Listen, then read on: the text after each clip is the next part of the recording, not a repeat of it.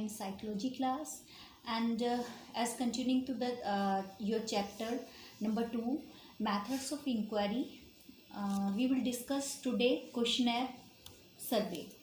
The questionnaire is the most common, simple, versatile and low cost self report method of collecting information. ये जो हमारा questionnaire method है ये बहुत ही simple है और ये कॉमनली यूज़ किया जाता है. हम लोग देखते हैं इस चीज़ को कि कॉमनली जो सर्वेस किए जाते हैं वो किसके थ्रू किए जाते हैं, आपके क्वेश्चनर के थ्रू किए जाते हैं. और किस लिए होता है ये? Collecting information. इसके थ्रू हम क्या कलेक्ट करते हैं? Information. It consist of a pre determined set of questions. इसके अंदर जो पहले से ही सेट कर दिए जाते हैं, कुछ क्वेश्चंस की सेटिंग कर दी जाती है क्वेश्चनर्स को बनाने के लिए. Okay, the respondent has to read the questions and mark the answers on paper rather than respond verbally to the interviewer. और इसमें जो रिस्पोंडेंट होता है उसको क्या करना होता है? क्वेश्चंस को पढ़ना होता है और जो उसके आंसर्स होते हैं उनको मार्क करना होता है पेपर पर, rather than respond verbally to the interview. उसके मुकाबले में ऐसा नहीं होता है इसमें, जैसे इंटरव्यू में हम वर्बली आंसर देते हैं ऐसा नहीं होता है. इसमें क्या होता है? पेपर पेन का यूज़ होता है. They are in some ways likely highly structured interviews. Questionnaire can be distributed to a group of a person at a time who write down their answers to the questions and return to the researcher or can be sent through mail.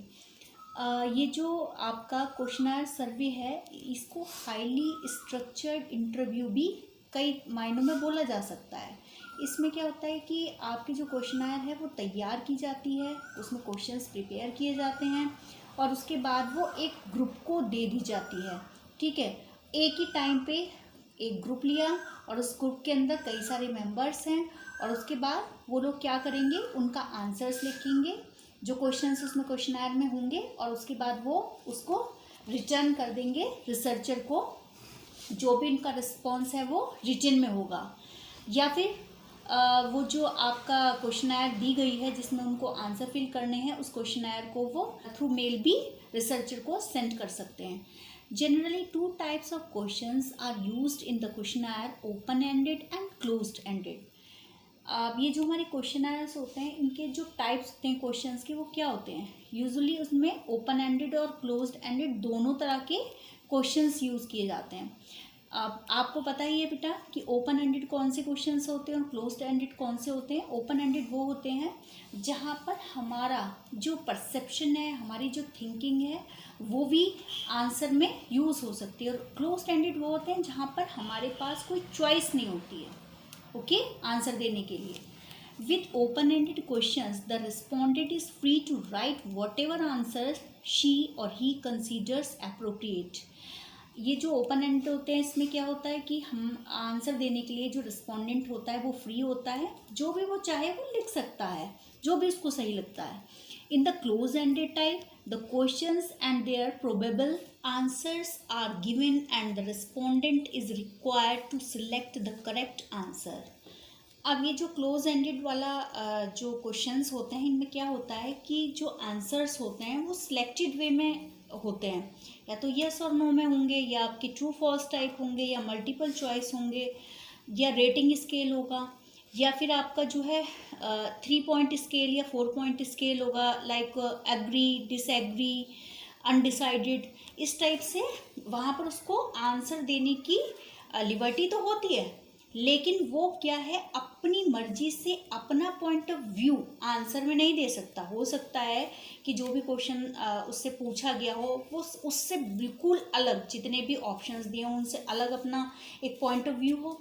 But जो close ended questions होते हैं वहाँ पर जो respondent होता है वो free नहीं होता अपनी थिंकिंग या अपनी परसेप्शन को आंसर में रखने के लिए. Okay, In some cases, the participants are asked to rank a number of things in a preferential order. The questionnaire is used for collecting background and demographic information about past behavior, attitudes and opinions, knowledge about a particular topic, and expectations and aspiration of the persons. अब ये जो आपकी questionnaire है ये किसके लिए use की जाती है, या तो किसी पर्सन का बैकग्राउंड जानने के लिए, डेमोग्राफिक उसकी इंफॉर्मेशन कलेक्ट करने के लिए, या फिर कई बार होता है कि हम उसके पास्ट बिहेवियर को जानना चाह रहे हैं कि पास्ट में उसके साथ क्या हुआ था, तब उसने किस तरह का बिहेवियर अडॉप्ट किया था, या फिर उसके एटीट्यूड्स क्या हैं, उसके बिलीव्स क्या हैं। ठीक है, ये सब जानने के लिए, या फिर उसका किसी चीज़ को लेकर, एक पर्टिकुलर टॉपिक को लेकर उसका क्या ओपिनियन है, उसकी क्या नॉलेज लेवल है, ये सारी चीज़ें हम जानने के लिए क्या करते हैं, क्वेश्चनर सर्वे का यूज़ करते हैं।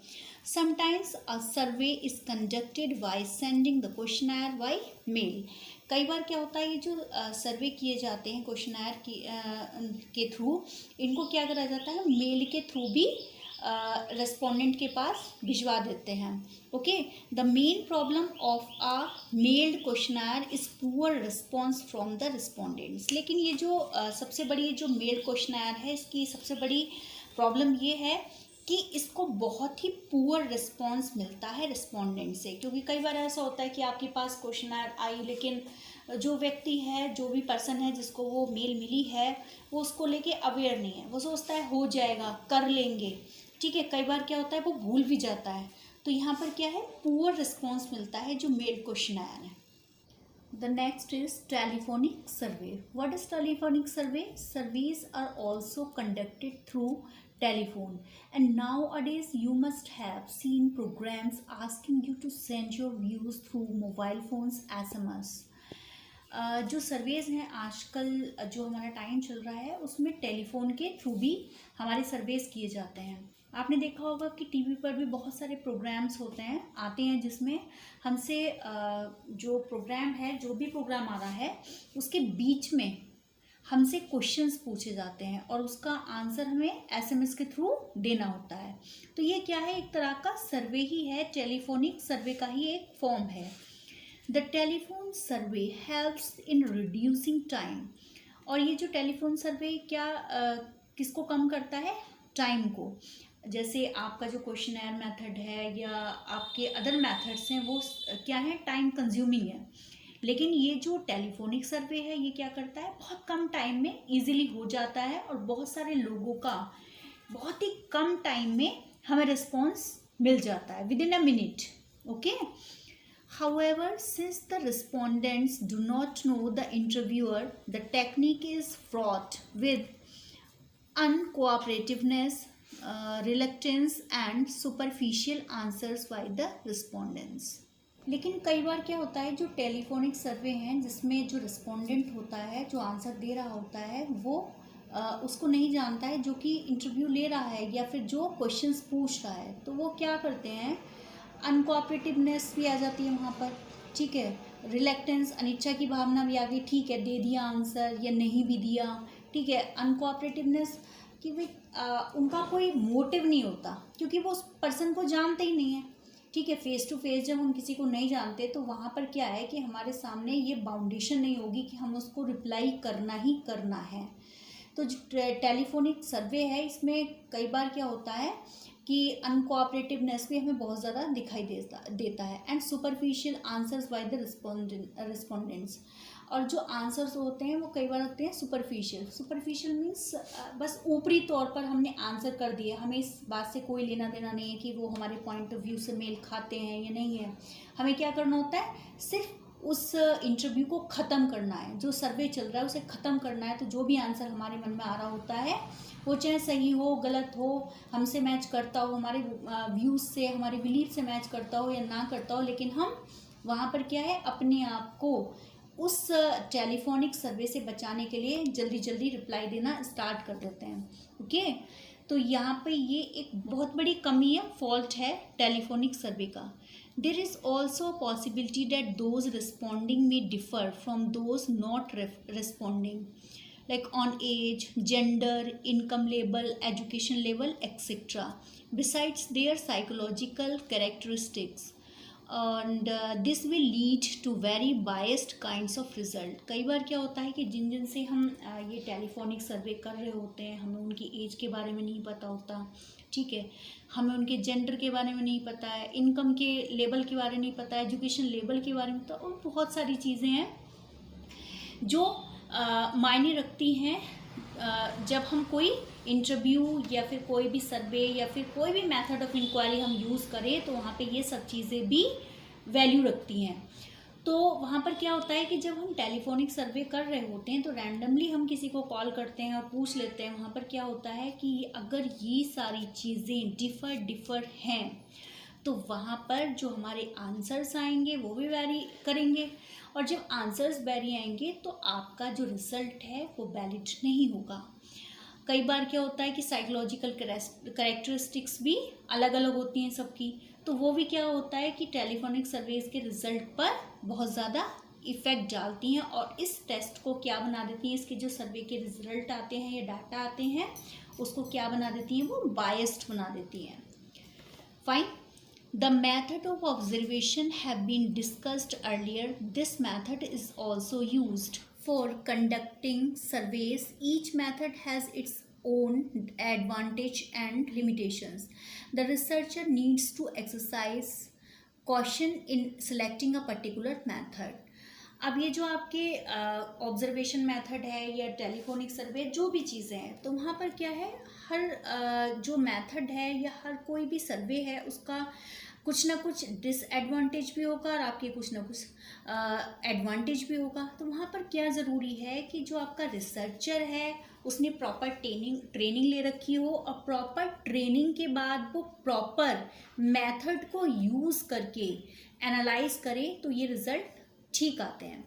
The survey method has several advantages. अब ये जो सर्वे मेथड है इसके बहुत सारे एडवांटेजेस हैं। फर्स्ट है, information can't be gathered quickly and efficiently from thousands of persons.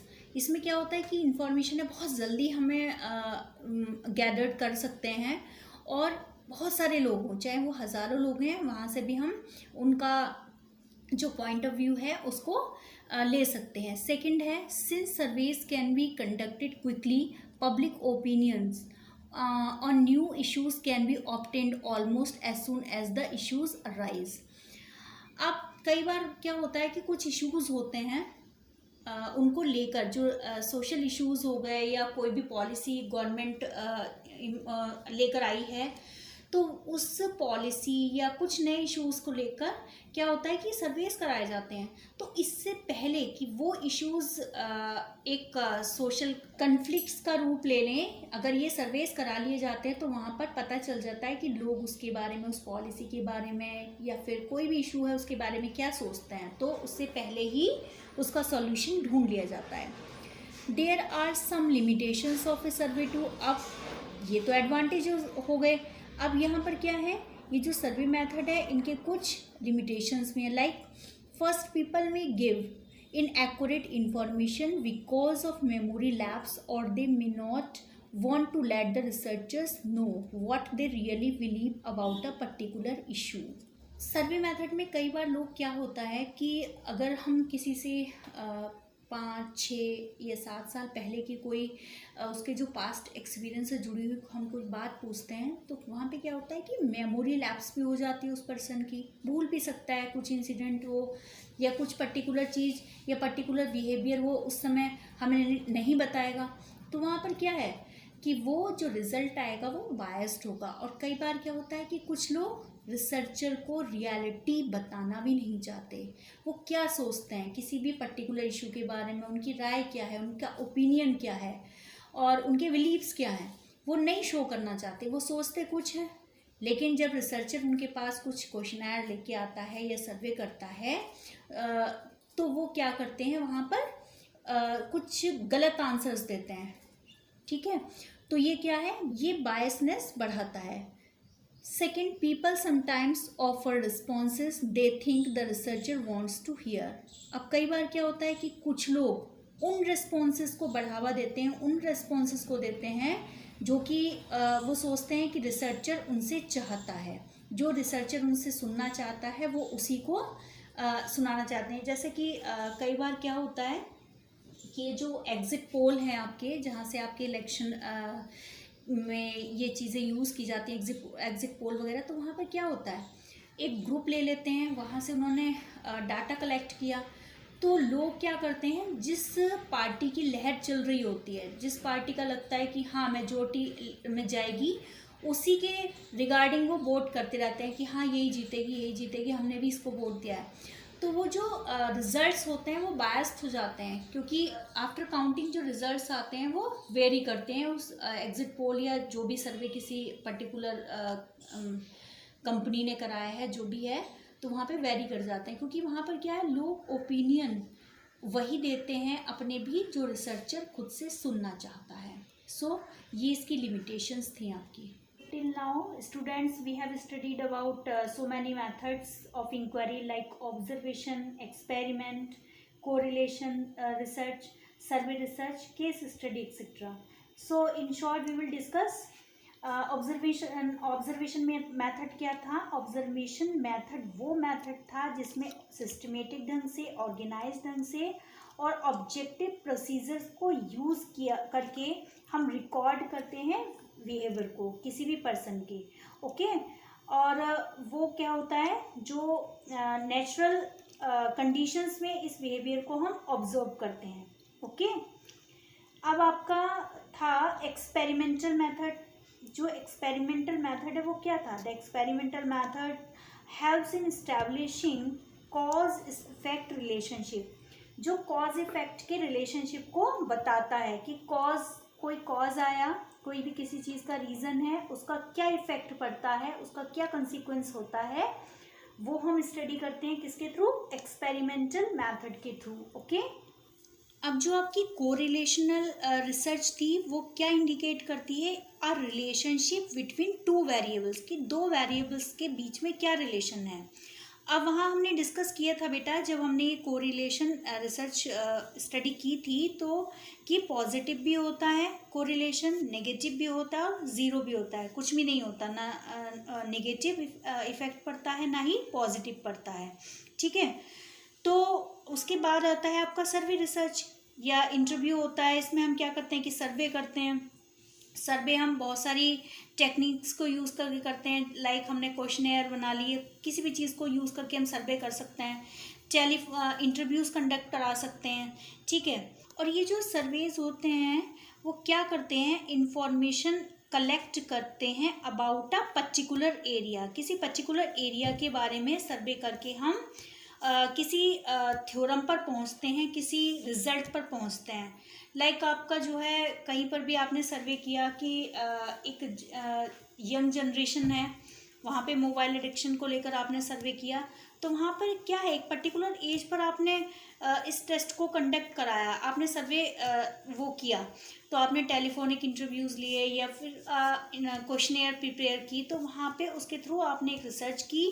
लेकिन वो रिसर्च जिस भी एज ग्रुप के ऊपर हुई है, तो वहाँ पर एक पर्टिकुलर एरिया के ऊपर आपने जो रिसर्च की है, अपनी जो सर्वे किया है, उसका रिजल्ट आप देंगे। आप ये नहीं कह सकते हो कि सारा जो जितना भी यंग बच्चों का जो एज ग्रुप है वो सभी इसी कैटेगरी में आता है, जो उसके रिजल्ट हैं वो सभी पे अप्लाई होंगे। अगर आपने 15 से लेकर 18 ईयर्स के बच्चों पर वो सर्वे किया है, तो आप उसी पर्टिकुलर एज के बच्चों के लिए रिजल्ट अप्लाई कर सकते हो कि इस एज ग्रुप के बच्चों के साथ ऐसा होता है। आप ये नहीं कह सकते कि जितने भी बच्चे हैं 15 से लेकर 20 तक के, वो सबके ऊपर अप्लाई हो रहा है। तो एक पर्टिकुलर एरिया होता है जिसके ऊपर हम सर्वे करते हैं और उस पर्टिकुलर एरिया के बेस पर हम अपने रिजल्ट अपडेट करते हैं।